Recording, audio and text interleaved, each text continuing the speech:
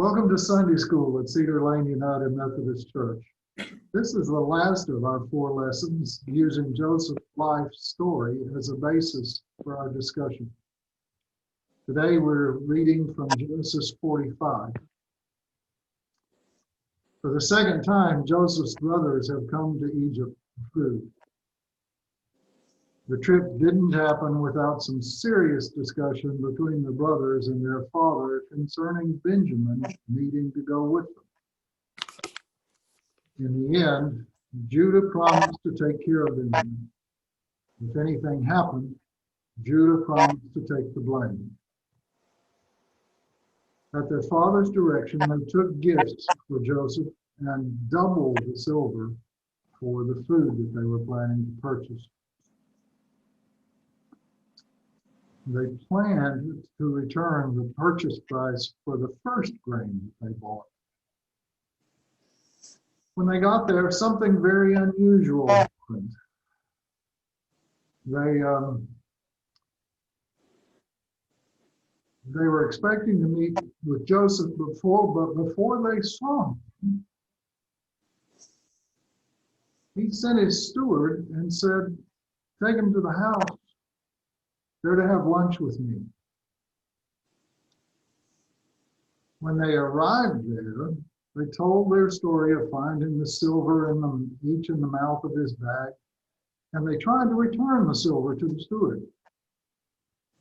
And I find the steward's response interesting and possibly another clue for the brothers.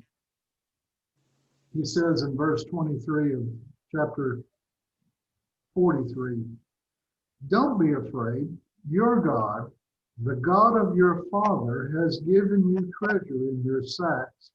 I received your silver." How would an Egyptian steward know about the God of their father? Did that statement make them stop and think, or did they just accept it and move on? Joseph became very emotional while talking to the brothers, and especially to Benjamin before lunch. And he had to leave the room to cry, regain his composure, and come back. And when he came back, he ordered the lunch to be served. Now, Joseph sat by himself. The Egyptians that were present with them sat by themselves. They couldn't eat with the Hebrews. It was detestable for them.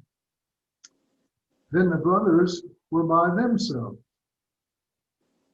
seated by the steward in birth order. Portions were served to each brother from Joseph's table. Benjamin, Joseph's full brother, received 5 times as much as the other brothers. I can just imagine the look on their faces. So many questions had to be running around in their heads, but they dared not ask. They had already commented to each other on the way to Joseph's house that they thought he was going to take their silver and donkeys and make them his slaves. How was this going to end? I just can't imagine their position. Joseph has one more test for them. Once again, their sacks are filled with grain after lunch, and unbeknownst to them, their silver is placed in the top of their sacks again. But at Joseph's instruction, the steward takes Joseph's silver cup and places it in Benjamin's sack along with Benjamin's silver. As day dawned, they were sent on their way with their donkeys. But they hadn't gotten far out of the city when the steward, sent once again by Joseph, caught up with his brothers and accused them of stealing his master's cup, the one he used for divination. They protested. Why would they do such a thing? Look at our sack. And confident that they had not taken the cup, they negotiated the punishment for the one in whose cup was found.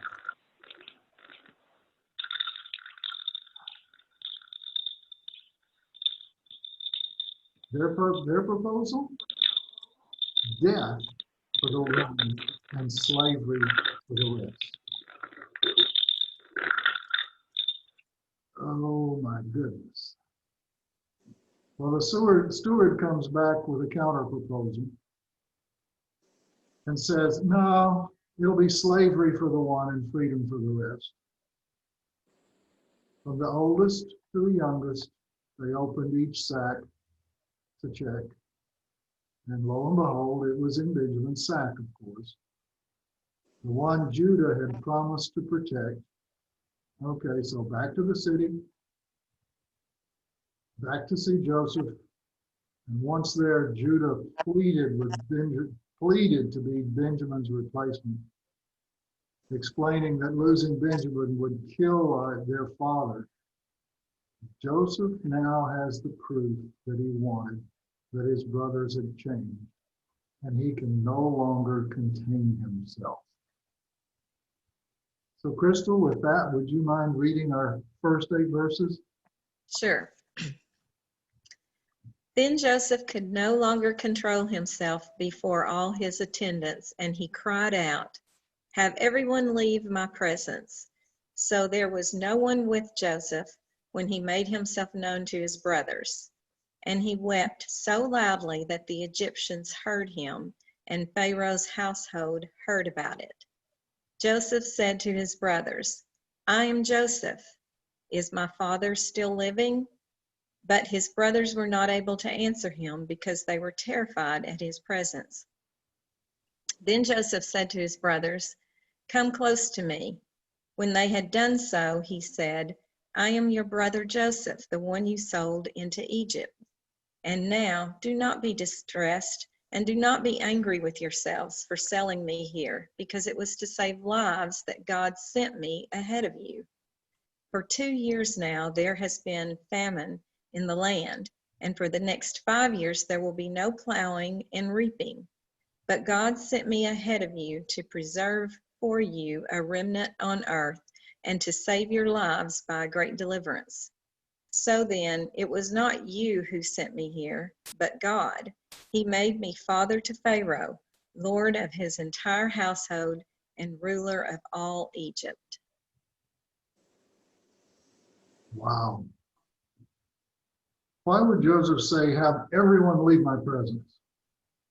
Why would he do that, do you think?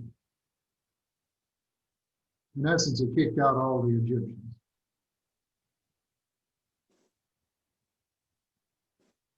What would be the point? Preserve his dignity, maybe? Privacy with his brothers? I personally, I get why he kicked everyone out. He knew that he would not be able to control his tears. And that happened to me one time. When we moved back to Knoxville from North Carolina, we had to say goodbyes to our church. And at one point, I broke down and sobbed uncontrollably in the arms of one of the men with whom I had served for several years. For Joseph, everyone in that room, excluding his brothers, worked for him. They still heard his weeping and reported it to Pharaoh's house. Finally, Joseph reveals who he is to his brothers. What was his first question? Is my father alive? Is my father alive? Why would he ask that yet again? Remember that he asked that the first time? Is my father alive?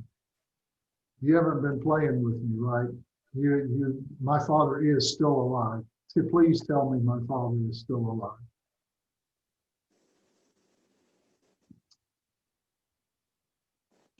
Can you blame the brothers for being speechless? Joseph, whom they thought was dead, is alive. Joseph, the boy they sold, is standing here in front of them with the power to take revenge on them. So how did Joseph confirm who he was to them? Anybody? From what we've read.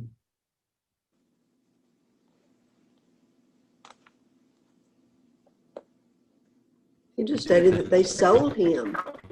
Yeah, just plain out. You sold me. I was sold.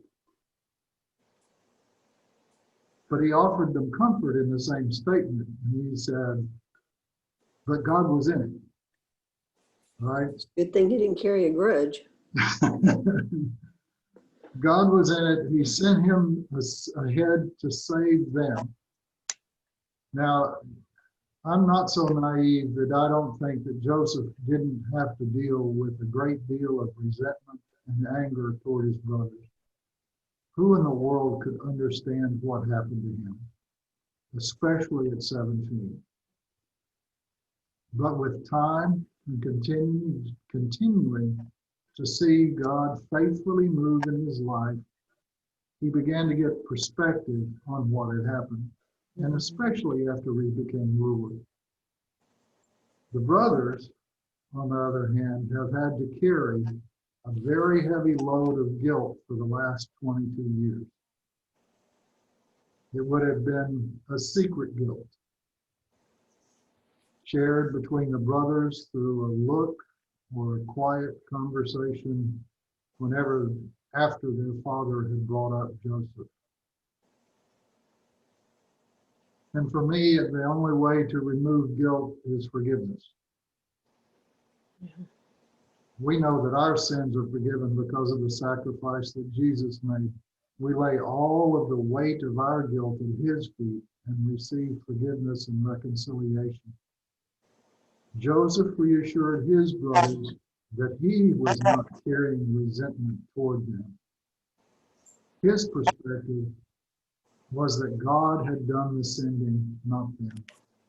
God made Joseph a father to Pharaoh. The word father, as it's used at that time, couldn't mean an advisor. So it would be fatherly advice, if you will. Priscilla, would you mind reading us the verses 10 through 15? Okay.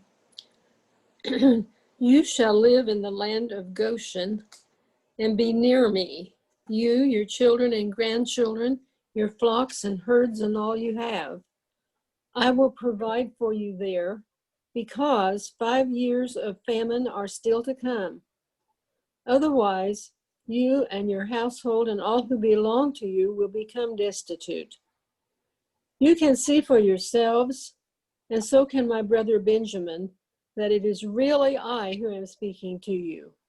Tell my father about all the honor accorded me in Egypt, and about everything you have seen, and bring my father down here quickly.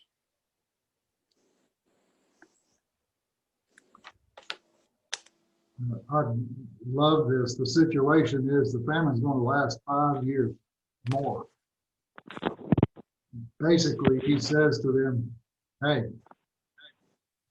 go get dad and all the rest of the family and all your stuff and come live near me. I'll take care of you. Otherwise, you're going to be broke and destitute. And then also tell dad what's happened to me.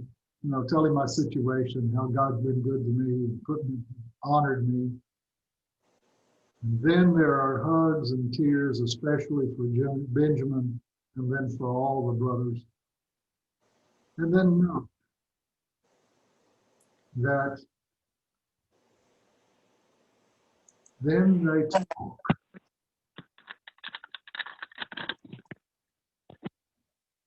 In all of this conversation,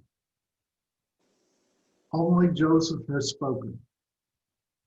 The brothers are still dumbstruck, if you will. But finally, after the hugs begin and all of that starts, that wall of authority, that separation between them that had been there dissolves, and once again they become brothers, and they begin to talk with one another. I really found that as interesting. Well, I would think that they would be pretty worried about how they were going to tell Dad. Yeah, I'd say they were. And even after all the reassurances, I think there would be a bit of concern. We've studied Joseph's life in some detail over the last 4 weeks. And the question I ask myself is, what have I learned or relearned through these studies? Can I see times in my and Mary's life when God has used what happened for good? For me, at age 24, graduating from college, I had absolutely no desire to enter the military. But with a lottery number of 4, I knew I was going one way or the other. But it was there in service where God actually showed himself to me as real. It was there that I finally knew that I knew, not just mental assent, but heart, that Jesus was alive and cared for me. And I know each of us in our lives have had situations that we did not plan or expect or even want, for that matter. And the invitation that I have is for each of us to reflect on our lives and look and see how God has worked in those situations and what he has taught us. And what perspective have we received by going through those tough times? We know that as God's children, he is always working in our lives to form us into the likeness of Christ. Are we willing to learn? God's promise is sure. Are you going to Sunday school? He will never leave us or forsake us, no matter the circumstance. He will walk with us just as he did with Joseph. He will see us through.